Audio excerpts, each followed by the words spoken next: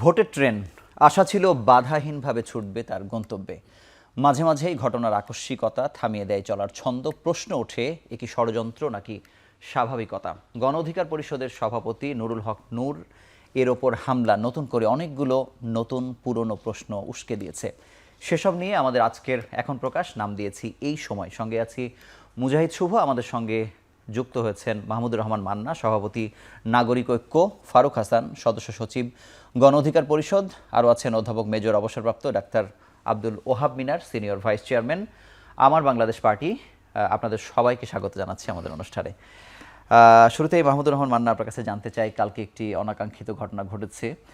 আমরা যদি একেবারে পুরনো স্মৃতি বলি, যে আপনিও ভিপি ছিলেন, নুরুল হক নুরু তিনিও ভিপি ছিলেন, দুজনেই জাতীয় নেতা। কালকে তার ওপর হামলা হলো, মানে এটি কি আপনারও এই ধরনের আহত হবার আশঙ্কা তৈরি করে কিনা? আপনি দিয়ে বলছি আসলে মানে গণঅভ্যুত্থানের পক্ষের শক্তি যারা রাজপথে এখনো লড়াই করছেন, বিষয়টিকে কিভাবে ব্যাখ্যা করবেন আপনি? পুরো পরিস্থিতি ভালো করে জানি না, মানে বুঝতেও পারছি না।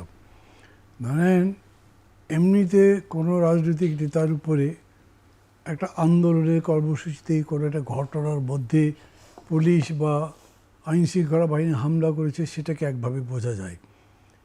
আমি গতকালকে কুমিল্লা ছিলাম, কুমিল্লা থেকে আসতে আসতে আবার রাত প্রায় 10টা হয়ে গেছে। পথের মধ্যে একটু করে জানলাম, তখন থেকে সার্চ করবার চেষ্টা করছি। আমি যেটুকু দেখলাম তাতে আমার মনে হলো যে গণ অধিকার পরিষদ মিছিল করেছে জাতীয় পার্টি অফিসের সামনে। এখন জাতীয় পার্টি অফিসের সামনে এটা মিছিল করবার কী দরকার আমি জানি না, কারণ জাতীয় পার্টি অ্যাকচুয়ালি এটা একটা মানে ক্ষয়িষ্ণু দল, এটা কোনো ফ্যাক্টর বা এরকম নয়। এদের আপনার বৈধতা অবৈধতায় নির্বাচনের জাতীয় রাজনীতিতে খুব কিছু যায় আসে না। কিন্তু বর্তমান প্রেক্ষাপট যেভাবে তৈরি হচ্ছে, সেখানে কি আবার ক্ষয়িষ্ণু বলা যায় কিনা? তারা তো নানানভাবে আলোচনায় আসছে বা আনা হচ্ছে। এখন কথা ছিল মির্জাফরও নানাভাবে আলোচনায় আসছে, ওগুলো ওই রকম করে উদাহরণ টেনে লাভ। আমি তাদেরকে মির্জাফর বলছি না, কিন্তু আমি বলছি যে তারা ওই জায়গায় নাই এখন। আর ওইটাও আমার কাছে আলোচনার বিষয় নেই। আমার মূল কথা হচ্ছে যে তারা যাই বুঝেই হোক করেছে, সেটা তো তাদের চয়েস, আমার চয়েসটা, আমার চয়েস অনুযায়ী তো তারা করবেন না। সেইখানে কিন্তু বড় ঘটনা ঘটেনি কিছু। তারা ফিরে এসছেন, সংবাদ সম্মেলন করবেন, এই জায়গাতে হামলা। এবং আমি ছবিতে দেখলাম যে আর্মি সদস্যরা পিটাচ্ছে নূরকে, পুলিশ পিটাচ্ছে।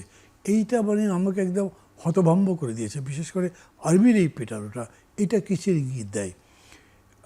মানে কোনো কারণই নেই। আর্মি তো ইন্টারনাল ল অ্যান্ড ডিসিপ্লিন রক্ষা করার কোনো কারণ নেই। তারপরে তারা এত ক্ষিপ্ত যে তারা গিয়ে বাথরুমের দরজা ভেঙে ভেঙে লোকজনকে বের করে তারপরে তাদেরকে হ্যাকল করছে। এটা হয় কোনো কোনো সময় দেখছি, আমি খুবই রেয়ার, মানে আমার এত বছরের ইয়েতে দেখেছি। ধরেন আমরা আন্দোলনকারী বা অন্যান্যরা কেউ বাহিনীর উপরে, আইন শৃঙ্খলা রক্ষার বাহিনী কারবার একটা হামলা করেছে বা তাদের সাথে কোনো দুর্ব্যবহার করেছে, তারা রাগ করে এরকম করে, সেরকম কোনো ঘটনা কি ঘটেছে? আমি সব জায়গায় সার্চ করলাম, সেইটা আমি পাইনি। ফলে এইটা প্রশাসনের গায়ে হাত দিলে তখন হয়তো চড়া হয়ে ঘটনা যাই হোক, তারা মানে তাৎক্ষণিকভাবে এটা করে। কিন্তু আমি এরকমও দেখেছি, ধরেন আমি মিছিলের সামনে ছিলাম, মিছিল থেকে আমাদের যে পুলিশের বুকে একটা ঘুষি দিয়ে দিল। পুলিশ যেন তাকালো, তাকে আমাদেরকে বললো, স্যার আপনি বিচার করবেন, আর কিচ্ছু করেনি। এটাও আমি দেখেছি। সেটাও কখন? যখন শেখ হাসিনা ক্ষমতায় থাকতে বিজয়নগরের এখানে। আর এইটাতে তো এরকম কিছু মানে ছবিতে দেখিনি, কোনো পত্রিকায় লেখেনি, কোথাও নাই। তাহলে তার আক্রমণটা করলো কেন? তারপরে আবার দেখেন সরকার পক্ষ একটা বিবৃতি দিয়েছেন, মানে এরা খুব ভাষা টাষা দিয়ে সুন্দর করে একটা বিবৃতি মানুষের কাছে ক্যাচি বানাতে চেষ্টা করে, কিন্তু কমিটমেন্ট কি? মানে যে বিবৃতিটির কথা আসলে বলছেন অন্তর্বর্তী সরকারের। যেমন ধরেন এই যে ঘটনাটা ঘটেছে, যারা করেছে আর্মি বা পুলিশের, ওদের তো আপনি ভিডিও ফুটেজ দেখে বের করতে পারেন না। 24 ঘন্টার মধ্যে ব্যবস্থা দিতে পারেন না। আমরা নির্দিষ্ট সময়ের মধ্যে বা কম সময়ের মধ্যে এটার সর্বাঙ্গ তদন্ত করে তারপর তার ব্যবস্থা নেব। These are bullshits. সরকার এই ধরনের ভণ্ডামি না করলেই চলে। যে কাজটা করেছে আমি তীব্র নিন্দা করছি। নূরের তো কালকে রাত্রে জীবনের আশঙ্কা ছিল, কিছু যদি হয়ে যেত তাহলে কি হতো? তার মানে এক রাতে বাংলাদেশের সমস্ত রাজনীতির চালচিত্র বদলে যেত। এত বড় দায়িত্বজ্ঞানহীন কাজ করেছে তারা। তার প্রেক্ষিতে বর্তমান সরকারের যে রিয়াকশন, সেটাতে আমি খুবই দুঃখিত। এখন আপনি আমাকে যে প্রশ্নটা করেছেন যে আমি কি থ্রেটেন্ড ফিল করি, মানে আমি তো বুঝতেই পারছি না। আপনি যখন কিছুই বোঝেন না, তখন আপনি থ্রেটেন মানে আপনার সিকিউরিটি বলতে কোনো জিনিসটাই, যে আচরণটা নূরের সাথে করা হলো, যে কারোর সাথে কেন হতে পারে। করা হলো তা যখন বুঝছি, তখন এরকম আচরণ আমার সাথে যে করা হবে না তা আমি কেমনে বলবো।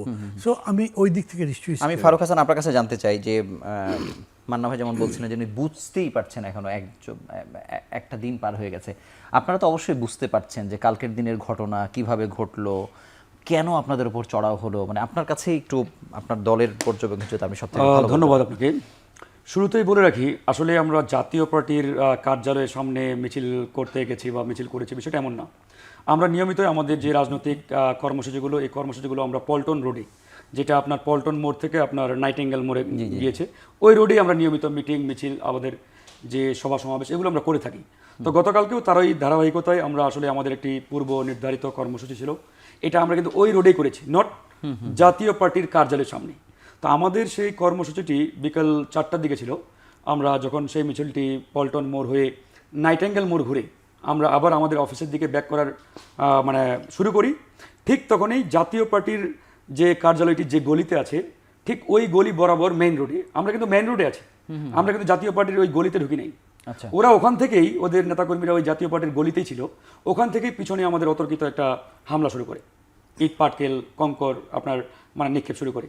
তো আমাদের পিছনে যারা ছিল, স্বভাবতই আমাদের উপরে কেউ একটা ইট মারলে এরা তো আর চুপ থাকবে না, এরা নিশ্চয়ই পাটকেলটা মারবে। তো এইভাবেই একটা মোটামুটি ছোটখাটো একটা সংঘর্ষের মতো হয়। তারপরে আমরা আমাদের নেতাকর্মীদের নিবৃত্ত করে ওখান থেকে আমরা আবার ফিরিয়ে নিয়ে আসি আমাদের পার্টি অফিসে। তখন উপস্থিত সবাই বললো যে ভাই, যেহেতু জাতীয় পার্টিকে ডেড হর্স বললেও এটা কিন্তু আসলে আমাদের ভুলে গেলে চলবে না, এরা কিন্তু এখনো অ্যালাইভ এক্সিস্ট করে। সুতরাং যে কোনো সময় বিষাক্ত সাপে মেরে আপনি লেজে বিষ রেখে দিলে যেমন সেই সাপ আবার ফোনা তোলে ছবল মারতে পারে, এরাও কিন্তু সেই বিষাক্ত সাপের মতো।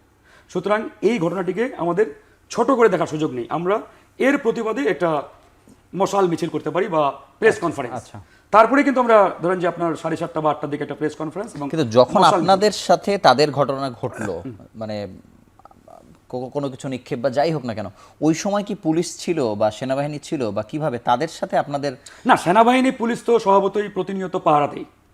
আপনার জাতীয় পার্টির যে হেড অফিস বা কেন্দ্রীয় কার্যালয়, প্রতিনিয়ত 24 ঘন্টায় ওখানে আর্মি আপনার পুলিশ প্রোটেকশনে ওটাকে মানে পাহারা দেওয়া হয়, ওখানে ছিল। বাট আমাদের সাথে পুলিশ প্রশাসনের কোনো ধরনের টক্কর, কথা কাটাকাটি, ধাক্কাধাক্কি, মানে ভাই যেটা বললেন, মানে আপনারা কোনো ধরনের মুখোমুখি clash হন হয়নি। নাই? No, no, no, no, কোনো কিছু হয় নাই। আমরা ওখান থেকে চলে আসছি, পরে আমরা 7:30 বা 8টার দিকে এরকম টাইম আমরা একটা প্রেস কনফারেন্স করব।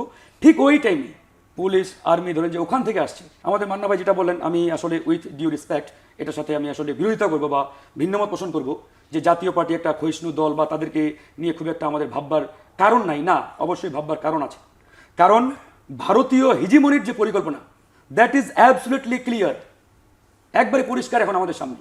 ভারত চাচ্ছে আগামী জাতীয় নির্বাচনে যে কোনো মূল্যে আওয়ামী লীগকে প্রাসঙ্গিক করে নির্বাচনে অংশগ্রহণ করানো।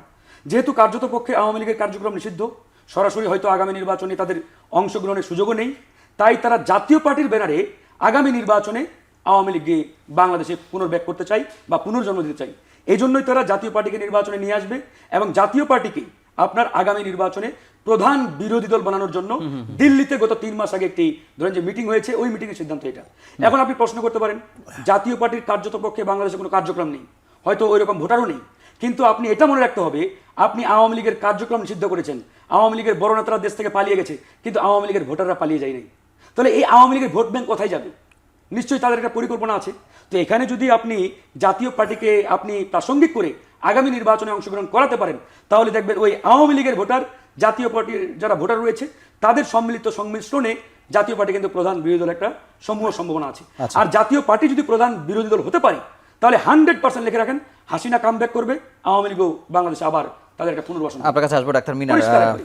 মান্না ভাই যেটি বলছিলেন যে এই যে সরকারের যে বিবৃতি, দুঃখ প্রকাশ বা যেভাবে মানে বিবৃতি দিয়েছে আর কি, কিন্তু রাজনৈতিক দলগুলোর যে বিবৃতি দেওয়া হয়েছে বিএনপির পক্ষ থেকে বা জামাতের পক্ষ থেকে, যে ধরনের শব্দ চয়ন করা হয়েছে, এটি নিয়ে কিন্তু সোশ্যাল মিডিয়াতে ব্যাপক সমালোচনা হচ্ছে।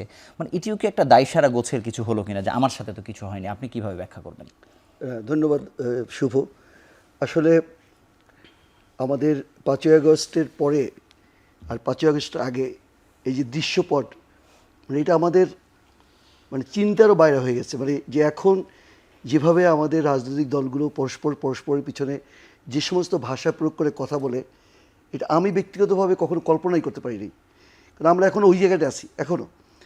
এখনও আমি দেখি যে যখন শাহবাগে যাই বা শহীদ মিনারে যাই, এখন ওই ইনজুর্ড লোকগুলোকে দেখি এবং ওই কান্না শুনি।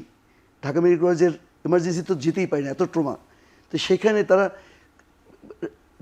রাজনৈতিক দল তো ক্ষমতায় ছিল আগে, ওখানে কি আছে এমন? আমি তো এখন দেখি যারা উপদেষ্টা, কিছু কিছু উপদেষ্টা আছে যারা বাইরে মানবাধিকার নিয়ে বা অন্যভাবে কথা বলতেন, তাদের তখন যে সৌন্দর্যটা ছিল, চেয়ারে যাওয়ার পর সেই সৌন্দর্যটা থাকে না। কাজে এই যে সত্য, এই সত্যটাকে কেন মানুষ বুঝতে পারে না? কাজে আপনি যেটা বলছেন যে বিবৃতি, আসলে আমি খুব দুঃখ পেয়েছি যে এখানে যে পুলিশ যে মেরেছে, মান্না ভাই দেখেছেন কিনা, যে পুলিশ যে মেরেছে, আর্মি যে মেরেছে, এই কথাগুলো এখানে আসে নাই তাদের বিবৃতিতে। এই পুলিশ বা আর্মি এরা মারবে কেন এখানে? এবং এই কি বিভৎস দৃশ্য, এটা খুবই স্পষ্ট, খুবই মানে সহজ অঙ্ক, যে সেটা হচ্ছে যে আওয়ামী লীগ বারবার চেষ্টা করেছে বিভিন্নভাবে প্রাসঙ্গিক হওয়ার, না পেরে জাতীয় পার্টিকে সামনে দিয়ে তার উপরে ভর করে তারা এইটা আসতে চায়। এবং জাতীয় পার্টির চেষ্টা করতেছে, এমন মনে করেন আপনি জাতীয় পার্টির জিএম কাদের সাক্ষাৎকার দেবেন, তাই তো সে প্রাসঙ্গিক হয়ে গেল। সে এমনভাবে কিছু কথা বলবে, নূরের দু একটা দোষ দেবে বা তার পার্টি অন্য কাউকে দোষ দেবে। কাজেই তারা এইভাবে করে খুবই সূক্ষ্মভাবে প্রাসঙ্গিক হইতে চায়। দেখেন এই যে এখন আমাদের আর্মি আছে ইয়েতে, 2002 সালে যখন অপারেশন ক্লিন হার্ট হয়, তখনও আর্মি ছিল। এখন আর্মির উপস্থিতি দিয়ে একজন আরেকজনকে পাথর দিয়ে মারে, মৃত্যু নিশ্চিত করে, আর্মি চুপচাপ থাকে। আপনি এখানে এসে সরব হয়ে গেলেন ভিপিনুরকে মারার জন্য। আর আমাদের সরকারের কি একটা বিবৃতি, মানে একদম ক্লাস 5-এর বাচ্চাদের রচনা লেখার মতো বিবৃতি দিয়ে দিল। কাজে এইটা আমরা প্রত্যাখ্যান করি এবং আমরা অন্তর্বর্তীকালীন সরকারের প্রধান থেকে শুরু করে সকলকে বলতে চাই, স্বরাষ্ট্রমন্ত্রীকে বলতে চাই যে আপনারা আপনাদের দায়িত্ব সঠিকভাবে পালন করেন। এখন আপনারা সেই লোকগুলোকে চিহ্নিত করতে পারেন নাই, চিহ্নিত করেন, বিচার আওতায় আনেন এবং তারা ক্ষমা চাক। এবং নূর যে অ্যাক্সিডেন্ট হয়েছে, ইন্ট্রাক্রেনিয়াল হেমারেজ, অর্থাৎ ভিতরে যে আমাদের ব্লাড সেলগুলোতে থাকে, শিরাগুলো সিরে গেছে। তো এখান থেকে মানুষ 24 আওয়ার্সের মধ্যে মারা যেতে পারে। এই জন্য বারবার এখনও 36 আওয়ার্স আবার অবজার্ভ করে। কাজে সে মানে সংখ্যামুক্ত নয়। তো এখন নূর যখন এরকম ইনজুর্ড, আমাদেরই একজন কমরেড, আমরাও তো ওই সংখ্যার মধ্যে আছি যে কখন কি হয়ে যায়, কীভাবে কী করে। কাজে আমরা কেউই এখানে সেফ না। মাহমুদুর রহমান মান্না, আপনার কাছে একটু জানতে চাই যে তারেক রহমান তার স্ট্যাটাসে যেটি লিখেছেন আজকে, আমি একটু কোট আনকোট বলতে চাই যে if we are trek Bangladesh forward we should maintain vigilance against mob culture. মানে এই ব্যাখ্যায় যে মব কালচার শব্দটি যে তিনি ব্যবহার করেছেন, বা গতকালকে ঘটনাটি যেভাবে ঘটেছে আপনি যেভাবে ব্যাখ্যা দিলেন, মানে এই মব কালচার প্রসঙ্গটা আসলে কী কারণে তিনি লিখেছেন, বা এটাকে আপনি কীভাবে ব্যাখ্যা করবেন? প্রথমত হচ্ছে মব কালচার মানে শব্দ প্রয়োগটা কতখানি কারেক্ট, এটা আমার মধ্যে প্রশ্ন আছে। আপনি মব ভায়োলেন্স বলেন, মবোক্রেসি বলেন, মানে অল দি নেগেটিভ সেন্সেস এটার মধ্যে আছে, এর মধ্যে কোনো পজিটিভ কিছুই নাই। কালচার বলতে আসলে কি বোঝা যায় জানি না, উনি সম্ভবত এটাই বুঝিয়েছেন যেটা আমি না, বলছি। ওপরে কিন্তু এই নূরের প্রসঙ্গেই কিন্তু উনি কথাগুলো লিখেছেন, শেষের লাইনের এখানে এসে আমি এটাও ঠিক জানি না এখানে মবোক্রেসি বা যদি আমি মব কালচার বলি, মব কালচারের কী হয়েছে এখন যেরকম করে রাশেদ এক্সপ্লেন করলেন, তো তারা ওখানে নিয়মিত মিছিল করে, সে মিছিল করছে, মিছিল তো তারা করতেই পারে, তারা দাবি করতেই পারে যে তাদেরকেও ব্যান করা হোক। এবং আপনার মনে আছে সম্ভবত প্রথম দিকে একেবারে গত বছরের আগস্টের প্রথমে জাতীয় পার্টিকে তো দাওয়াত করা হচ্ছিল ডায়লগগুলোতে, আমরা সবাই মিলে আপত্তি করেছি, পরেই ওটা বাদ পড়ে গেছে। আমরা বলেছি তারা স্বৈরাচারে এই ভূমিকা ছিল, কাজেই তাদের করা উচিত। তা এইখানে ধরেন এইটা তারা বলছে এবং তারা মনে করে যে এটা দিয়ে যেরকম করে বললো যে ভারতীয় আধিপত্যবাদের যে চিন্তাভাবনা আছে সেটা তাদের মাধ্যমে প্রভাব বিস্তার করতে হবে, এইটা আপনি অ্যাগ্রি করতে পারেন, অ্যাগ্রি নাও করতে পারেন। মানে এটা ঠিক অ্যাগ্রিমেন্ট ডিসঅ্যাগ্রিমেন্টের বিষয় না, এটার প্রপার অ্যানালিসিস করা। আপনি কখনো শত্রুকে অতিরিক্ত বড়ও করা উচিত নয়, শত্রুকে ছোট করেও দেখা নয়, তাকে ঠিক তার মেজারমেন্টের জায়গায় আপনি রাখতে পারেন কি না। তো সেরকম করে যদি আমি দেখি তাহলে এইটা এই ডেমনস্ট্রেশনের মধ্যেই থাক। তারপরে উইট ছুঁড়ে মেরেছে কি মানে যেমন বললো, ওকে তার আমি অবিশ্বাস করতে পারবো না। আমরা অনেকগুলো বছর একসাথে আন্দোলন করেছি, কিন্তু পত্র পত্রিকায় এটা লেখেনি যে জাতীয় পার্টি অফিস থেকে তাদের উপরে প্রথম হামলা করা হয়েছিল। সো আমরা এখানে কয়েকজন আলোচনা করলে, যে কয়েকজন টিভিতে দেখবে তারা তো বুঝবে, বাকিরা কিন্তু মনে করবে যে ওইখানে কিছুই হয়নি, যেরকম করে আমি বলেছিলাম। এইখানে আসবার পর তারা এইটা শুরু করেছে। এবং আমি তাদেরকে বলে রাখি এরকম একটা ক্যাম্পেইন অলরেডি হচ্ছে যে ওইখানে আর্মি সদস্যদের সঙ্গে মিসবিহেভ করা হয়েছিল। তারা এসে বলেছিল যে রাস্তার উপরেই কেন প্রেস কনফারেন্স, ভেতরে অফিসে করে ইত্যাদি কী কী, এই কথার একটা পর্যায়ে। তারপরেও সেটা কোনোভাবে জাস্টিফাইড নয়, যা করেছে সেটা চূড়ান্তভাবে নিন্দনীয়। এবং আপনি যদি নিন্দা করেন তাহলে ওটাই নিন্দা করতে হবে যে আর্মি বা পুলিশ এত ভায়োলেন্ট হবে কেন, কেন তাদের বিচার করা হবে না। এবং এই যে বলো তদন্ত করে বিচার করবো, এখানে তদন্ত করবার তো কিছু নেই, আমি মনে করি কিছু নেই। এই জন্য যে আপনার কাছে ভিডিও ফুটেজ আছে, আপনি দেখছেন মারছে যে সেটা একদম প্রমাণিত, কারো সাক্ষী দেওয়ার দরকার নেই, এটা তো এখন সাক্ষ্য হিসেবে গ্রহণ হয় আদালতে। তা যদি হয় তাহলে এটা করে ফেললেই ভালো। মবক্রেসি নিয়ে যে কথাটা উনি বলছেন সেটা হচ্ছে এতদিন ধরে আমাদের এখানে যেটা চলে এসছে, এবং সেই মবক্রেসির মধ্যে আমরা বিভিন্ন জন বিভিন্নভাবে জড়িত আছি। বহু ক্ষেত্রে মবক্রেসি মানে মব নয়, হয়তো নিজেদের লোককেই উস্কে মব তৈরি করেছি, এরকম কথাবার্তা পত্রপত্রিকায় এসছে। আমি বলি কি দেখেন, আমি দর্শক শ্রোতাদের জন্য বলি, আমরা একটা বড় বিপদ পার হয়ে আরও বড় একটা বিপদ পাড়ি দিচ্ছি। এখন আমাদের মাথা ঠান্ডা থাকা দরকার, খুব ডিসপ্যাশনেট থাকা দরকার, অন্যকে মূল্য দেওয়া দরকার। আমি যদি তাকে মনে করি যে সে আমার প্রতিদ্বন্দ্বী, তারপরেও মনে করতে হবে সেই প্রতিদ্বন্দ্বীকে আমি গণতান্ত্রিক চিন্তা থেকে কতখানি মূল্য দেব, সম্মান দেব, তার সাথে ফাইট করব যে সেটার ধরন কীরকম হবে। তা যদি না হয়, এখন যদি গণতন্ত্রের নির্মাণটা ব্যাহত হয় তাহলে এটা বহু বছর পিছিয়ে যেতে পারে। কোনো কারণে যদি এই জায়গাতে আমরা চলে যাই যে পুরো প্রসেসটাই কোয়েশ্চেন হয়ে যায়, আপনি এটাকে ফেরাতে পারবেন কিনা। আপনাকে অসংখ্য ধন্যবাদ। আমরা ছোট্ট একটি বিরতি নিয়ে ফিরছি। দর্শক, আপনারা দেখছেন এখন প্রকাশ।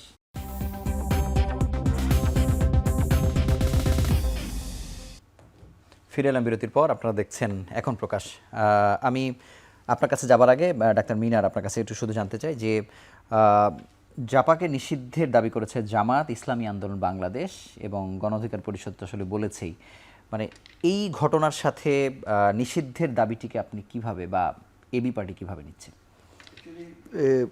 যেমন আওয়ামী লীগের বিষয়টা যেভাবে হয়েছে, তো এরপরে আমরা আশা করছিলাম যে তার সাথে যারা ছিল সহযোগী তারা হয়তো আর মাথা চাড়া দিয়ে কোনো বড় কিছু করবে না।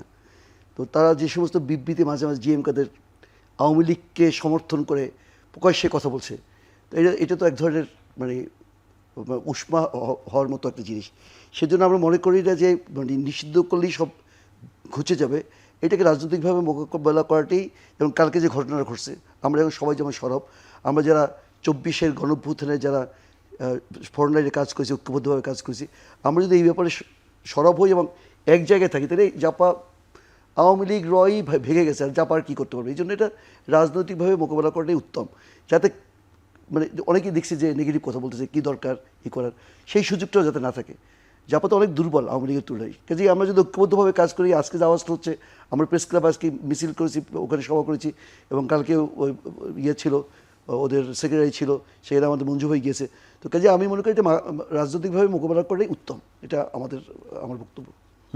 ফারুক হাসান, আপনার কাছে দুটো বিষয় আমি তুলতে চাই। একটি হচ্ছে যে মানে আপনারা হঠাৎ করে মানে নিষিদ্ধের দাবিটি কেন তুললেন, আরেকটি বিষয় হচ্ছে যে আপনাদের যে কার্যক্রম গতকালকে আপনি যেভাবে ব্যাখ্যা দিয়েছেন, কিন্তু এটিকে কিন্তু সোশ্যাল মিডিয়ায় বা নানা জায়গায় এটাকেও আসলে মব হিসেবেই প্রতিষ্ঠিত করার চেষ্টা হচ্ছে তারা বলছেন। আপনারা কি আসলে মব করতে গেছিলেন কিনা, বা এই দুটোর ব্যাখ্যা আপনার কাছে জানতে চাই। জি, ধন্যবাদ। শুরুতেই দেখেন, এই বিষয়টা নিয়ে আসলে আমি মনে করি একটা ক্লিয়ার যে মানে স্টেটমেন্ট রাজনৈতিক দলগুলোর পক্ষ থেকে আসা দরকার, সেভাবে আসছে না।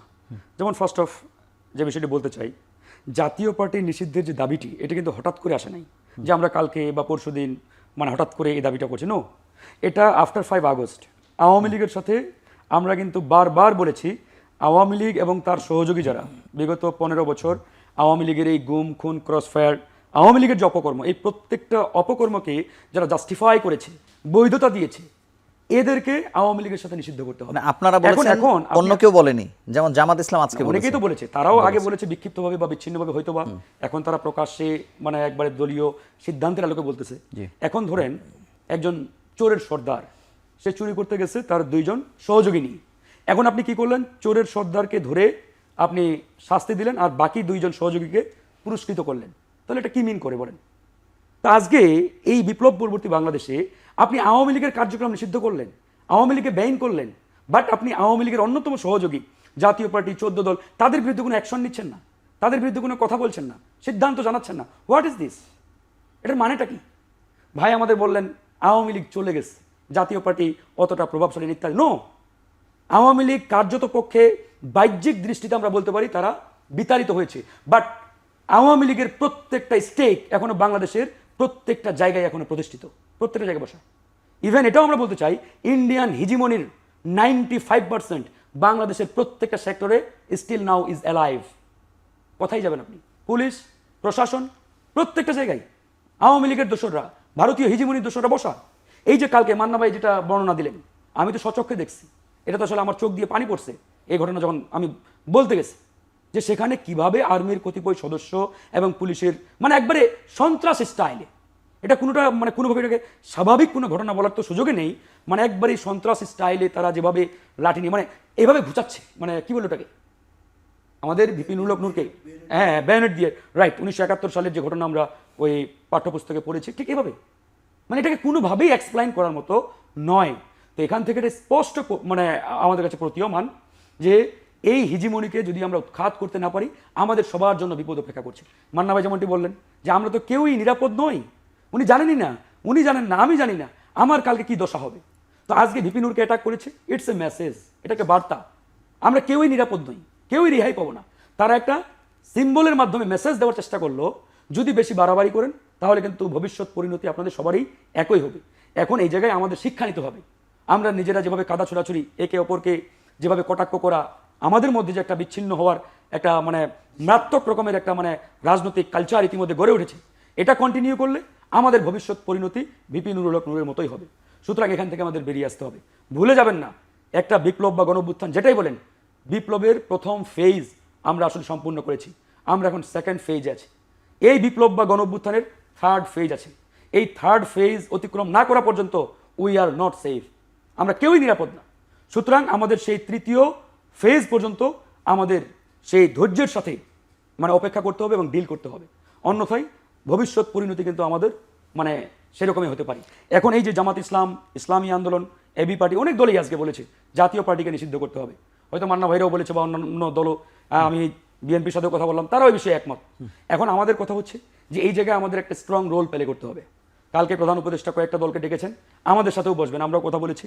আমাদের স্ট্রংলি ওনাকে জানাতে হবে যে আপনাকে এই চেয়ারে আমরা বসিয়েছি এই দেশটাকে নতুন করে বিনির্মাণের জন্য। প্রধান উপদেষ্টার চেয়ারে আপনি যদি ওই ছোট জগন্নাথ হয়ে বসে থাকার মতো চিন্তা ভাবনা নিয়ে ওই চেয়ারে থাকেন তাহলে আমরা সরি। কারণ আপনি যেদিন চেয়ারে আসেন আপনি জানেন যে একটা ভঙ্গুর বাংলাদেশকে বিনির্মাণের দায়িত্ব এদেশের ছাত্র জনতা আমাকে দিচ্ছি। আপনি যদি ওই স্কিপ করা, অ্যাভয়েড করা এরকম মানসিকতা নিয়ে চিন্তা করেন, এটা কিন্তু কোনোভাবে দেশের জনগণ মেনে নেবে না। আপনি জানতেন যে এই দীর্ঘ 15-16 বছর কিভাবে ফ্যাসিবাদের দোসররা এই বাংলাদেশটাকে নষ্ট করেছে, কিভাবে লুটপাট করেছে, কিভাবে আমাদের প্রত্যেকটা প্রতিষ্ঠানকে তারা একবারে ভেঙে চুরে তছনছ করে দিয়েছে। সুতরাং এরকম একটা ভাঙ্গাচুরা দেশকে গড়ার দায়িত্ব আপনি নিয়েছেন, বাট 1 বছর চলে গেছে, আমরা আশানুরূপ কোনো ফল পাই নাই। এজন্য কিন্তু আজকে বলতে আমরা বাধ্য হচ্ছি, যারা সরকারের চেয়ারে, সরকারের দায়িত্বে, যাদের কাঁধে বিচার করার দায়িত্ব, সে যদি নিজেই বলে আমিও বিচার চাই, তাহলে এর চাইতে ওই গোপাল ভাঁড়ের রম্য রচনা আমরা পড়েছি, ওটাই বেস্ট। আমি মানা ভাই এরকম একটা অবস্থা। আপনার কাছে জানতে চাই, অ্যাটর্নি জেনারেল কিন্তু আজকে বলেছেন যে 82 থেকে 90 বা এরকম একটি সময় বলেছেন তাদের আচার আচরণ, আওয়ামী লীগকে সহযোগিতা করা বিভিন্ন সময়ে, তারাও আইনি বিষয়টি যাচাই বাছাই করে দেখছেন নিষিদ্ধের বিষয়টি। যদিও প্রেস সচিব বলেছেন যে এটি নিয়ে অন্তর্বর্তী সরকারের ভেতরে এটি নিয়ে কোনো আলোচনা হয়নি। মানে এই নিষিদ্ধের প্রশ্নে আপনার বক্তব্য কি? না, নিষিদ্ধ তো করাই উচিত। এটা তো আমরা ওই যেটা ফারুক বললো, আমরা তো তখন সবাই মিলেই বলেছি। এবং ওই যে বললাম যে গণভবনের বৈঠক থেকে আমরা তাদেরকে অ্যালাউ করবো, বলেছি তাদের সাথে বসবো, এটা তো আমরা ওটাও সবাই মিলেই করেছি আমরা তখন। কিন্তু কাজে এখনও আবার নতুন করে বলবার প্রশ্ন নতুন করে বলা যাবে, সেটা কোনো সমস্যার বিষয় নয়। তবে দৃষ্টিভঙ্গিগত যেটা আছে সেটা আমি বললাম। আর ওনারা আইনগতভাবে দেখবেন, মাঝে মাঝে আমি এটা বুঝি কম, কারণ আইন বিষয়টা কঠিন, কনস্টিটিউশনও কঠিন। মানে ধরেন যেরকম করে নাজি পার্টি বা Mussolini party, fascist party ban করা হয়েছিল, আমাদের দেশে কিন্তু খুবই একটা টেকনিক্যাল কাজ করা হয়েছে যে আওয়ামী লীগকে ব্যান করা, তার অ্যাক্টিভিটি সাসপেন্ড করা হয়েছে। এবং আমরা কন্টিনিউয়াসলি বলে যাচ্ছি একটা ইনক্লুসিভ ইলেকশন হতে হবে। তো ইনক্লুসিভ ইলেকশন মানে হচ্ছে পলিটিক্যাল ফোর্সেস, সোশ্যাল ফোর্সেস যা আছে সবাইকে ইনক্লুড করে করবেন, অপশানটা আপনি ওপেন রাখছেন। ওইটা ওপেন রেখে যেরকম করে সরকারের পক্ষ থেকে বলা হলো যে আমাদের মধ্যে এইটা করে আলোচনা হয়নি, এটাও আপনি একটা লজ্জাজনক ব্যাপার মনে করেন না? তারা ভাবলেন কেন? তারা ভেবে যদি বলতেন যে না, আমরা মনে করছি এই বিবেচনাটা এখন করবো না, তাও একটা জবাব হতো, কিন্তু ভাবলেনই না। এটা থেকে আপনাকে বুঝতে হবে যে যেটা ফারুক অভিযোগ করছে যে গভর্নমেন্টের ওই সিরিয়াসনেসটাই, আমি কিন্তু ফ্রম ডে ওয়ান মনে করি এই যে মানে ধরেন মানে এটা অন্যরকম বিতর্ক এসে যাবে, সেই প্রসঙ্গ এখানে বলা উচিত হবে কিনা জানি না, যারা এত বড় আশা নিয়ে অভ্যুত্থানটা ঘটিয়েছেন তারা এটিকে বিপ্লব মনে করেছিলেন। আর বিপ্লব মনে করে ডক্টর ইউনূসের মতো লোককে এবং এই উপদেষ্টাদের নিয়ে এসেছিলেন যারা আপাদমস্তক তথাকথিত প্রচলিত ওয়েস্টার্ন ডেমোক্রেসির সেবক।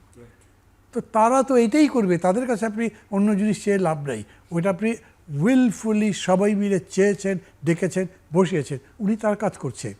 এখন এনসিপি বা অন্যরা সবাই ডক্টর ইউনূসকে বলছে বেইমানি করেছে, আমাদের সাথে কথা রাখেনি। উনি তো ওনার কথাতে আছেন, ওনার বিশ্বাসের জায়গাতে আছেন, ওই কারণেই ইনি ব্যানও হয়তো করতে চাচ্ছেন না। নইলে যতখানি ফারুক কনসার্ন যা জেপিকে নিয়ে, আমি এরকম কনসার্ন নই কোনো অর্থে। এদেরকে আমি ভালোবাসা দূরের কথা, আমি মনে করি আওয়ামী লীগকে রক্ষা করবার জন্য ওরা কীটের মতো কাজ করেছে, মানে একেবারে ঘৃণিত জিনিস, যার কোনো চেহারা নাই, চরিত্র নাই, কিচ্ছু নাই করেছে। মানুষ তাদের পছন্দ করে না, তাদের কিন্তু ন্যাচারাল একটা ডেথ হয়ে যাওয়ার মতো আমি দেখছি। তাই এখন এই সমস্ত ঘটনায় আবার তো নাম টাম জানবে, আর এই আলোচনা যখন হবে তখন জাতীয় পার্টির লোকজনও খুশি হবে, দেখি দুইটা লোক দিতে পারি কিনা, আওয়ামী লীগের লোক যাবে, ওদের টিকিটে ভোট করতে পারি কিনা, সেটা আর একটা প্রক্রিয়া। ওইটা আমি ওয়েলকাম করছি না। আমি মনে করি ওটা স্টপ করাই দরকার ছিল, অ্যাভয়েড করা দরকার ছিল, উপেক্ষা করা দরকার ছিল। সবচেয়ে ভালো ছিল গভর্নমেন্ট যদি আওয়ামী লীগের ব্যাপারে যেরকম সিদ্ধান্ত করেছে সেরকম সিদ্ধান্ত করতো, এই ইস্যুটাই উঠতো না। আমি দুটো বিষয় বলি আপনাকে। একটা হচ্ছে ওই যে আপনার টঙ্গী পাড়াতে যে ঘটনাটা ঘটলো, কিচ্ছু না, সরকারের পক্ষ থেকে একটা 144 জারি করে দিলে উভয় পক্ষকে নিষেধ করে দিত, ঢুকতে দেব না, কিচ্ছু হতো না। এইখানে আমি এরকম জিনিস দেখছি, এই ঘটনা এত বড় হবার তো প্রশ্নই আসে না। এবং গতকালকেই যদি তার অ্যাকশন নিত বা আজকের মধ্যে যদি তার অ্যাকশন নিত, তাহলে আমরা সবাই মনে করতাম যে আমাদের সিকিউরিটি আছে, গভর্নমেন্ট এটা ভাবছে, কিন্তু আমরা নিজেরাই। তাহলে আমি আমার কথা ভাবছি, আমি অনেস্টলি বলি এইরকম একটা ভয়ের মধ্যে আমি ছিলাম না যে কেউ এরকম রাস্তায় ধরে আমাকে এখনও পিটাতে পারে। তখন বলছি কী জানে হতেও পারে, নূরকে পিটালে, আমাকে যদি পিটাই আমি কী করব, আমাকে কি গভর্নমেন্ট প্রোটেকশন দেবে, পুলিশ আর্মি কি প্রোটেকশন দেবে, আই এম নট শিওর। এরকম একটা জায়গায় যাচ্ছি, অন্যরাও যাচ্ছে। টোটাল বডি পলিটিকটাই আপনার আনসার্টেনটির মধ্যে পড়ে যাচ্ছে। আপনি সামনে জাতীয় নির্বাচন, এটা এই পরিস্থিতি রেখে কেমনি করবে, যেখানে সমগ্র জনগোষ্ঠীর মধ্যে নিরাপত্তার ভাব তৈরি করা, নিশ্চয়তার ভাব তৈরি করাটাই গভর্নমেন্টের কাজ, সেখানে একেবারে উল্টো কাজ হয়ে যাচ্ছে।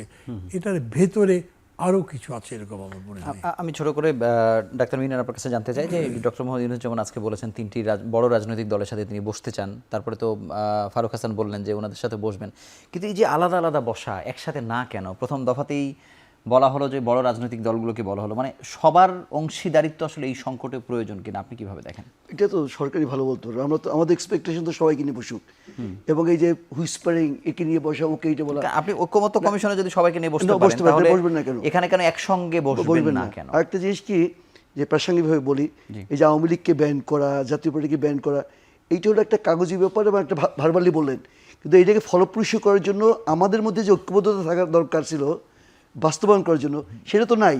তো আপনি দেখবেন যে ওই ইটের শাড়ি থাকে শুকনো মৌসুমে, তারপর যে একটি বৃষ্টি হয়, ইটের শাড়ির মাঝখান দিয়ে ঘাস গজায়।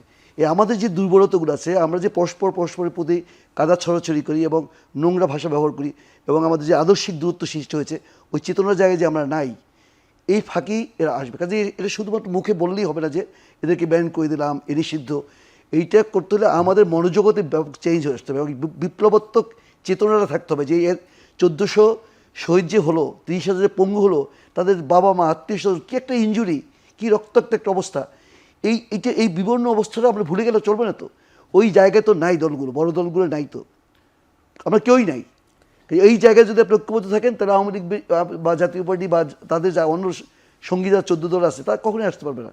কাজে আমি কাগজে একটা না বললাম, আর আমাদের আচরণগুলো হলো এরকম দান্দিক, এই দান্দিক আচরণ নিয়ে আমরা তাদেরকে নিষিদ্ধ মানে নিষিদ্ধের থেকে আপনাদের নিজেদের ঐক্যমত্য থাকাটা বেশি, এটা আমি বেশি জরুরি মনে করি।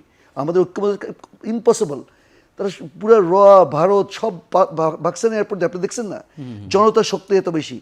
জনতার শক্তি কখন থাকবে? সত্যের সাথে থাকবে। আমরা নিজেরা যদি এখন আমাদের পথ হারিয়ে ফেলি, জনতা আমাদের সাথে থাকবে না।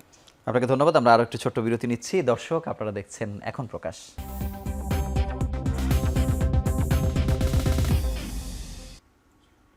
আবারও ফিরে এলাম বিরতির পর। আপনারা দেখছেন এখন প্রকাশ। ফারুক হাসান, আপনার কাছে জানতে চাই যে একটি কথা প্রায় আমরা শুনি রাজনৈতিক দলগুলো বলে যে নির্বাচন পেছানোর ষড়যন্ত্র চলছে। যদিও এটি বিএনপির কাছ থেকে একটু বেশি শোনা যায়, আপনাদের এই ঘটনার পর আবারও তারা বলেছেন। মানে আপনাদের এই ঘটনাটি ছাড়া, এটাকে যদি আমরা বিচ্ছিন্ন ঘটনাও বলি, মানে এটি পুরো ঘটনার মধ্যে নির্বাচনের প্রাসঙ্গিকতা বা মানে এটিকে কোনোভাবে দেখেন কিনা যে বিলম্বিত করা বা কিছু কি আছে কিনা বা অন্য কোনো উদ্দেশ্য আছে কিনা? তার আগে এই যে রাজনৈতিক দলগুলোর মধ্যে আমাদের যে একটা দ্বন্দ্বিক একটা অবস্থান বা একটা সাংঘর্ষিক অবস্থান, আসলে এটা কেন হলো? যেমন ধরুন, এই রাজনৈতিক দলগুলোর মধ্যে এই সাংঘর্ষিক বা একটা দ্বন্দ্বিক অবস্থান তৈরির পিছনে আমি সবচাইতে বেশি দায়ী করব এই ইন্টারিম সরকারকে। কারণটা কি? কারণ দেখেন, এই ইন্টারিম সরকার এমন কিছু মানে নন পলিটিক্যাল অ্যাটিটিউড করে, আসলে সরকার তো নন পলিটিক্যাল, বাট তাদের আচরণটা আসলে এতটাই অরাজনৈতিক যেটা আসলে কোনোভাবেই মানার মতো না। যেমন ধরুন, কালকে তারা 3টি দলকে ডেকেছে, 3টি দলের সাথে বৈঠক করবে। কি বলেছে? প্রধান 3টি রাজনৈতিক দলের সাথে প্রধান উপদেষ্টার বৈঠক। দ্যাট মিনস আমার কাছে কি মনে হচ্ছে যে আমি বিগত 10 বছর ধরে আন্দোলন সংগ্রাম করছি, 15 বছর ধরে লড়াই করছি রাজপথে, আর একটা দল কালকে আসলো, সেই দলটা প্রধান হয়ে গেল, তাকে নিয়ে প্রধান ঘটনা তো আবার আপনাদের সাথে। না, ইটস এ মেসেজ। হ্যাঁ, এখন তারাও একই কথা বলবে। মান্না ভাই একজন প্রবীণ রাজনীতিবিদ, দীর্ঘ লড়াই সংগ্রামের একজন মানে কি বলবো আইকনিক লিডার। তো মান্না ভাইও একই, তার মাথায় এই ধারণাটা জন্মাবে যে ওরা কালকে এসে প্রধানতম হয়ে গেল, বড় হয়ে গেল। রাজনৈতিক দলকে তো আপনি কর্মীর সংখ্যা দিয়ে কখনো তার মেজারমেন্ট আপনি করতে পারেন না। এখন প্রধান উপদেষ্টার এখানে দায়িত্বটা কি ছিল? যে প্রত্যেকটা বিপ্লবের পক্ষের রাজনৈতিক শক্তিকে নিয়ে সর্বদলীয় বৈঠক করা। আপনার যদি একান্তই ব্যক্তিগত কোনো বিষয়ে আলোচনার প্রয়োজন হয়ে থাকে, আপনি পার্সোনালি কাউকে ডেকে নেন, যমুনাই বিএনপিকে ডাকেন, জামাতকে ডাকেন। কিন্তু যখন আপনি মানে আইডেন্টিফাই করে একটা মানে অ্যাডজেক্টিভ লাগিয়ে দিবেন যে প্রধানতম 3টি রাজনৈতিক দল, দ্যাট মিনস আপনি কোনো না কোনো রাজনৈতিক শক্তিকে প্রধানতম শক্তি বানানোর পিছনে পৃষ্ঠপোষকতা করছেন। It's a clear message. তখনই এই যে রাজনৈতিক দলগুলোর মধ্যে একটা দ্বন্দ্বিক, একটা মানে সাংঘর্ষিক একটা অবস্থা, এটা কিন্তু প্রকট হয়। এই জন্য আমি বলেছি, এই অবস্থা তৈরির পিছনে এই সরকার 95% দায়ী। সরকারের যে ধরনের আচরণ প্রত্যাশা ছিল, তারা সেই আচরণ আসলে দেখাতে পারে নাই, সেদিকে আগাতে পারে নাই। তো এটা গেল একটা মানে একটা দিক, এবং আমাদের মিনার ভাই যেটি বলছিলেন। আর আপনি আসলে যেটি বললেন যে আসলে নির্বাচন পিছানোর একটা কনস্পিরেসি, ষড়যন্ত্র ইত্যাদি, আসলে দেখেন, নির্বাচন পিছানোর ষড়যন্ত্র বলেন বা ইত্যাদি বলেন, এরকম কোনো আলামত আমি অন্তত দেখি না। কারণ নির্বাচন পিছানোর ষড়যন্ত্র যদি এরা করেও থাকে, এরা কি আসলে দেশ চালাতে পারছে বা চালাতে পারবে? ধরো নির্বাচন আরও 2 বছর পরে দেওয়ার চিন্তাভাবনা তারা করছে। এই 2 বছর কেন, আমি তো মনে করছি আরও 2 মাস তারা কন্টিনিউ করলে দেশের অবস্থা আরও ভালনারেবল হবে, আরও বিপজ্জনক পরিস্থিতির দিকে মানে আমাদের দেশকে তারা নিয়ে যাবে। সুতরাং মানে এই চিন্তাটা আসলে আমাদের মানে মাথায় কেন আসে আই ডোন্ট নো। বরং আমাদের আসলে আওয়াজ তোলা দরকার। আগামী নির্বাচন যেহেতু অবাধ, সুষ্ঠু, ফ্রি অ্যান্ড ফেয়ার, এটাই আমাদের মূল মানে ধরেন যে টার্গেট এই মুহূর্তে। এবং সরকারও বলেছে যে আগামী নির্বাচন ইতিহাসের সবচাইতে একটি গুরুত্বপূর্ণ নির্বাচন, এই নির্বাচন অবাধ সুষ্ঠু করতে তারা বদ্ধপরিকর। ইভেন তারা এটাও বলেছে এর সাথে যে আগামী নির্বাচন এই সরকারের জন্য সবচাইতে চ্যালেঞ্জিং একটা নির্বাচন। গত পরশুদিন ইসি আনোয়ারুল ইসলাম সে বলেছেন। এখন এই নির্বাচন অবাধ সুষ্ঠু করার জন্য তার যে প্রি কন্ডিশন বা যে পূর্ব শর্তগুলো রয়েছে, যে আপনার লেভেল প্লেইং ফিল্ড, নির্বাচনী পরিবেশ নিশ্চিত করা, পুলিশ প্রশাসনকে ঢেলে সাজানো ইত্যাদি ইত্যাদি, এই বিষয়গুলোতে সরকার আসলে কতটা ফোকাসড, কতটা কাজ করছে, কতটা অ্যাক্টিভ, এটা নিয়ে আমাদের প্রশ্ন। আজকে দেখেন 2018 এবং 24 সালের ইলেকশনে যারা ওসির দায়িত্বে ছিল, এরা এখন কোথায়? ওই সময় যারা ইউনোর দায়িত্বে ছিল, এরা এখন ডিসির দায়িত্বে। ওই সময় যারা ধরেন যে আপনার ওসি ছিল, এরা এখন প্রমোশন পেয়ে বড় বড় চেয়ারে। তাহলে আপনার 2018-24 সালের ইলেকশনে দায়িত্ব পালনকারী কর্মকর্তাদের আপনি চেয়ারে রেখে এবং কি পুনরায় তাদেরকে দায়িত্ব দিয়ে আপনি একটি ফ্রি অ্যান্ড ফেয়ার ইলেকশন জনগণকে উপহার দেওয়ার স্বপ্ন দেখাবেন, এটা কি আসলে মামাবাড়ির আবদারের মতো হয়ে গেল না? এটা তো কখনোই সম্ভব না। আপনি যদি সত্যিকার অর্থেই একটি ফ্রি অ্যান্ড ফেয়ার ইলেকশন জনগণকে উপহার দিতে চান, সবার আগে আপনার প্রশাসনকে ঢেলে সাজাতে হবে। প্রশাসনের ভিতরে যারা ঘাপটি মেরে থাকা ফেসিবাদের দোসর রয়েছে এদেরকে রিমুভ করতে হবে, দেশপ্রেমিকদের জায়গা দিতে হবে, প্রমোশন দিয়ে জায়গায় বসাতে হবে, চেয়ারে বসাতে হবে, এদেরকে দায়িত্ব দিতে হবে। তারা কিন্তু এই কাজটি আজ পর্যন্ত করতে পারে নাই। এই যে রাজনৈতিক দলগুলোর মধ্যে দূরত্ব, এই দূরত্ব ঘুচানোর জন্য এই সরকার আজ পর্যন্ত কোনো কার্যকর উদ্যোগ নেই। সরকার যখনই বিপদে পড়ে তখনই সর্বদলীয় একটা লোক দেখানো বৈঠকের উদ্যোগ নেই, যে কালকে সবাই আসেন আমরা একটু বসি। কি হলো, সবাই গেলাম, 3 মিনিট করে সময় দেই, মাননীয় প্রধান উপদেষ্টা কেমন আছেন, আপনার স্বাস্থ্যের কি অবস্থা ইত্যাদি। তো এরকম কোন বৈঠকের মাধ্যমে আপনি সমস্যার সমাধান কিভাবে করবেন? আপনাকে কার্যকর বৈঠকের উদ্যোগ নিতে হবে। এই যে বিগত প্রায় 1 মাস ধরে জাতীয় ঐক্যমত্য কমিশনে আমরা সকাল থেকে রাত 10টা পর্যন্ত মিটিং করেছি ধারাবাহিকভাবে, প্রায় 32টা রাজনৈতিক দল। এটা একটা কার্যকর আলোচনা ছিল, যদিও এই আলোচনার যে ফলাফল এটা আসলে এক্সিকিউট কিভাবে হবে, বাস্তবায়ন হবে কিনা আদতে, এটা নিয়ে আমাদের কনফিউশন, প্রশ্ন আছে। সেদিকে আমি গেলাম না এখন পর্যন্ত, কিন্তু এই আলোচনাটা ছিল ফলপ্রসূ আলোচনা এবং এখান থেকে অনেক ভালো ভালো আপনার পয়েন্ট বের হয়ে আসছে। তো এরকম কার্যকর আলোচনা সরকার আজ পর্যন্ত রাজনৈতিক দলগুলোকে নিয়ে করতে পারে নাই। তো এরা লোক দেখানো, বিপদে পড়লেই সর্বদলীয় বৈঠকের নামে কয়েকটা দলকে ডেকে নিয়ে আলোচনা করে, যখন যাকে প্রয়োজন ডেকে নিয়ে প্রধান দল বানাই, বড় দল বানাই, কাউকে ছোট দল বানাই। তো এইরকম আচরণের মাধ্যমে এই সরকারের মাধ্যমে জনগণের বাংলাদেশ বিনির্মাণ সম্ভব নয় ভাই, একবারে স্পষ্ট করে আমি বলছি। মাহমুদুর রহমান, আপনার কাছে একটু বলতে চাই যে মানে হামলার বিষয়টা বাদ দিলেও এই যে ব্যবস্থা নেয়া না নেয়ার ব্যাপার বা স্পষ্ট চোখে দেখা কারা কি করেছে, মানে সেগুলো আনটাচড থাকা বা এগুলো নিয়ে কথা না বলা, মানে এটি দিয়ে কি বার্তা পান যে নির্বাচনের আগে যে আরো অনেকগুলো বিষয়ে আবার যদি নতুন করে কোনো সংকট তৈরি হয় সেটি প্রশাসনের মাধ্যমে বা অন্য কারোর মাধ্যমে, সরকার কি তখনও কি আসলে এরকম চুপ থাকা, নির্বিকার থাকা এরকমই যদি চলতে থাকে, তাহলে নির্বাচন নিয়ে আসলে মানে কতটা মানে আশ্বস্ত হতে পারেন আপনারা, অন্তত গণ অভ্যুত্থানের পক্ষের শক্তি যারা? আমি ফ্রম ডে ওয়ান একটা কথা বলতাম যে এই সরকার নির্বাচন দেবে। আমার বলার পেছনের যুক্তিটা অনেকখানি ব্যক্তি নির্ভর। ডক্টর ইউনূস আমার টিচার ছিলেন, আমি ওনাকে চিনি বহু বছর ধরে, খুব ভালো সম্পর্ক ছিল। আমি ওনাকে একজন ভালো মানুষ মনে করি, মানে চোর ছাচোর তো ননই, উনি যে মতলব করে মতলব ভেজে সব ক্ষমতায় থাকবেন এরকম আমি কখনো মনে করিনি। কিন্তু আমি এটাও আবার মনে করি, আমি একটু আগে আপনাকে বলেছিলাম আমরা 4 তারিখেও জানি না যে 5 তারিখে এত বড় পরিবর্তন হয়ে যাবে, স্বীকার করে এরাও ভালো। আমরা এরকম সাপোজ করতে পারিনি। 5 তারিখে যখন হয়ে গেল তখন আমরা সবাই বসলাম, সামরিক বাহিনীর প্রধান আমাদেরকে ডাকলেন, কীরকম গভর্নমেন্ট হবে তা কিন্তু আমরা বলতে পারিনি, বিকজ আমাদের মধ্যে আইডিয়া ছিল না। আমরা জানলাম শিক্ষার্থীরা বললো প্রফেসর ইউনূসকে আনা হোক। আপনাকে মানতে হবে যে administration is absolutely politics, non political কোনো বিষয় না এটা। প্রশাসন, শাসন, মানে আমি যখন সুশাসন বলি তার মানে ভালো রাজনীতির প্রশ্ন আসে। ডক্টর ইউনূস একটা রাজনৈতিক দল করতে গিয়েছিলেন, নাগরিক শক্তি SMS করে দল করতে গেছিলেন, একদম টোটাল ফেইলিয়ার ইন পলিটিক্স। আমি বলছি দেখেন, এখন সাকিব আল হাসান অনেক বড় ক্রিকেটার, কিন্তু ফুটবলে উনি কীরকম করে পারবেন? সো ডক্টর ইউনূস তার ফিল্ডে বিরাট, উনি নিজেও বলেন, কিন্তু এই ফিল্ডে উনি কিছু না। ফলে এই জায়গাতে এসে তাকে কেমনি মূল্যায়ন করব, মাঝে মাঝে আমি ভাবি, আমি তার প্রতি কোনো অবিচার করছি না তো। আবার এও সত্যি, দাবি যেটা আছে, আপনি যে জায়গায় আছেন আমি আপনাকে সেখানে রেখেই তো বিচার করবো। সেটা যদি করি তাহলে কেউ কেউ যদি বলেন উনি তো অপরাধ করছেন, এটা রীতিমতো একটা, আপনি তার পক্ষে কোনো মানে ডক্টর ইউনূসের পক্ষে কোনো কথা বলতে পারবেন না। উনি কেন এই ভিডিও ফুটেজ দেখে দূরের এই ঘটনা বিচার করলো না? তারও আগে যেগুলো হলো সেটা তো আমি বলবো মাঝে মাঝে একটু ন্যাক্কারজনক হয়েছে। কীরকম আপনি মনে করে দেখেন, লতিফুর রহমান দায়িত্ব নেবার পরে 6টার সময় শপথ দিয়েছেন, 9টার সময় 15টা না 16টা সেক্রেটারির মধ্যে দিয়েছেন, নতুন নতুন লোক দিয়েছেন। আর এখানে ছাত্ররা সব হুড়মুড় করে 14 তালে উঠে গিয়ে বললো আমরা পরীক্ষা দিতে পারবো না ইত্যাদি ইত্যাদি, তাই মেনে নিল। তার মানে চাপ দিলে মানা যায়। উনি কোনো কিছু কন্ট্রোল করতে পারেন না, উনি কোনো কমান্ডই এস্টাবলিশ করতে পারেননি, ওনার সাথে কিছুই নেই। ফলে মানে আমার মাঝে মাঝে এরকম, ভাই যত তাড়াতাড়ি ইলেকশনটা হয়ে যায় ভাই ততই ভালো, বিকজ ইনি পারবেন না। যত বোঝা আসবে, ওই যে একবার বলেছিলেন চলে যাবেন, এবং আনুষ্ঠানিকভাবে তো জানিয়ে দেওয়া হয়েছিল, এটা মানে কী ধরনের একটা হাস্যকর ব্যাপার না?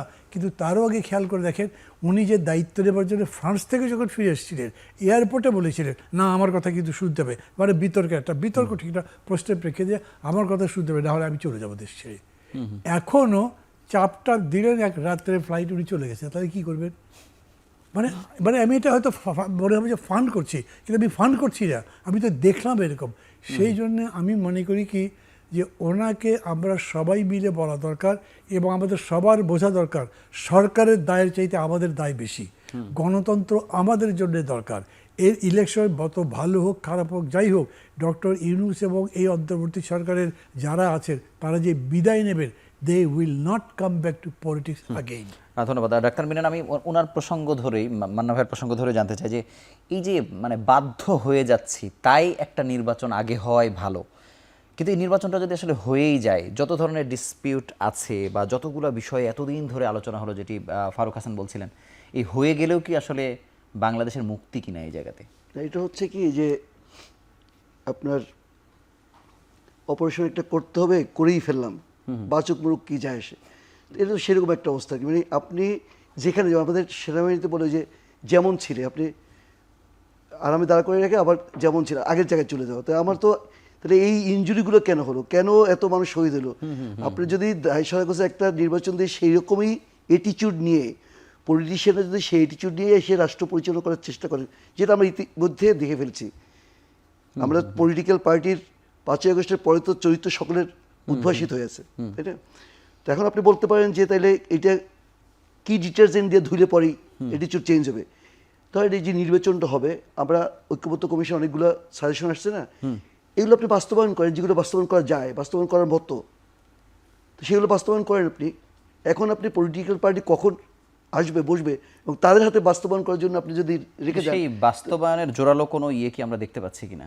না, এখন তো এটা তো বাস্তবায়ন করার কথা আমরা বলছি, পলিটিশিয়ানরা তো বলছে, বিভিন্ন রাজনৈতিক দল তো বলছে। এখন যদি তারা এটা উদ্যোগ না নেয়, তাদের হাতে তো সেই জন্যই তো বলছে যে আপনি এটা ভাঙাচোরা অবস্থায় রেখে চলে যাবেন বা আপনি ভেঙে যাবেন। 30 সেকেন্ড একটু মন্তব্য দিতে পারবেন, তাহলে আমাদের করণীয় কি এখন আপনাদের? না, আমাদের করণীয় বলতে কি, যেটা আমাদের মিনার ভাই বলছে অলরেডি, যে আসলে সরকার যদি মনে করে থাকে আমরা যে কোনোভাবে একটা যেন তেন নির্বাচন দিয়ে বিদায় নিব, না, এটা করলে ইতিহাসে যে আশঙ্কাটা আমরা করছি যে ডক্টর মোহাম্মদ ইউনূসের যে একটা গ্লোরিফাই একটা মানে অধ্যায় রয়েছে তার জীবনের, এটা কিন্তু একটা কালো অধ্যায় হয়ে থাকবে আমাদের বাংলাদেশের হিস্ট্রিতে। তো আমরা তো এটা চাই না, আশা করি তিনিও চান না। তো সুতরাং এখন তার এটা করা উচিত হবে, যেহেতু নির্বাচন তার যে রোডম্যাপ, সেই রোডম্যাপ অনুযায়ী খুব সন্নিকটে, নির্বাচনটা যাতে ফ্রি অ্যান্ড ফেয়ার হয়, এই নির্বাচন যাতে সত্যিকার অর্থেই জনগণের নির্বাচন হয়, এবং তিনি যেমনটি বলেছেন যে বাংলাদেশের ইতিহাসে সবচাইতে একটি গুরুত্বপূর্ণ নির্বাচন আমরা আগামীতে জনগণকে উপহার দিতে যাচ্ছি, ওই নির্বাচন করার জন্য যা যা করা দরকার, এখন এই মুহূর্তে নির্বাচনের জন্য যা যা করা দরকার, আমি আবার বলছি, নির্বাচনের জন্য যা যা প্রয়োজন, যা যা করা দরকার, ঠিক সেই জায়গায় ফোকাস এই সরকারের দেওয়া দরকার। সেই ধারাবাহিকতায় জুলাই সনদ নিয়ে আমরা ইতিমধ্যে একটা জোরদার একটা আলাপ ইতিমধ্যে শুরু করেছি, যেটার এক্সিকিউশনটা আসলে কীভাবে হবে। আলোচনা তো অনেক হয়েছে, এখন এক্সিকিউশনটা নিয়ে যদি আমরা একটা প্রপার গাইডলাইন অনুসরণ করে আসলে আগাতে না পারি, তাহলে কিন্তু এটা আসলে যে লাউ সেই কদুর মতো একটা অবস্থা। আপনি বলছেন যে এই জুলাই সনদ পরবর্তী সরকার এসে পার্লামেন্ট গঠন করে পরবর্তী 2 বছরের মধ্যে করবে। আরে ভাই, তাহলে আপনি 1 মাস আমাদের নিয়ে কেন আলোচনা করলেন? এই যে বছর ঘন্টার পরে ঘন্টা আলোচনা, আমাদের সময় শেষ। মানেটা কি? আপনাকে ধন্যবাদ, আপনাদের তিনজনকে আমাদের সঙ্গে যুক্ত হওয়ার জন্য আন্তরিকভাবে অভিনন্দন জানাচ্ছি। একেবারেই কম সময় আসলে আছে আমাদের অনুষ্ঠানে, তো সময় শেষ, নির্বাচনের খুব কম সময় আছে। এই অল্প সময়ের মধ্যে অন্তর্বর্তী সরকার নিজেকে কিভাবে সাজাবে, বা আদৌ এত বড় একটি নির্বাচন, যেটিকে বারবার বলা হচ্ছে যে বাংলাদেশের ইতিহাসে একটি দৃষ্টান্ত সৃষ্টি করা হবে, কিন্তু সেই দৃষ্টান্ত বক্তৃতায় যেভাবে যত সহজ করে সুন্দর করে বলা যায়, তার প্রস্তুতি কতটুকু আছে? আমরা চাই সর্বোচ্চ প্রস্তুতি নিয়ে আসলে সত্যিকার অর্থে তেমন একটি নির্বাচন হোক যাতে বাংলাদেশের মানুষের মুক্তি হয়। সেই প্রত্যাশায় আজকের মতো বিদায় নিচ্ছি। ভালো থাকুন, সুস্থ থাকুন।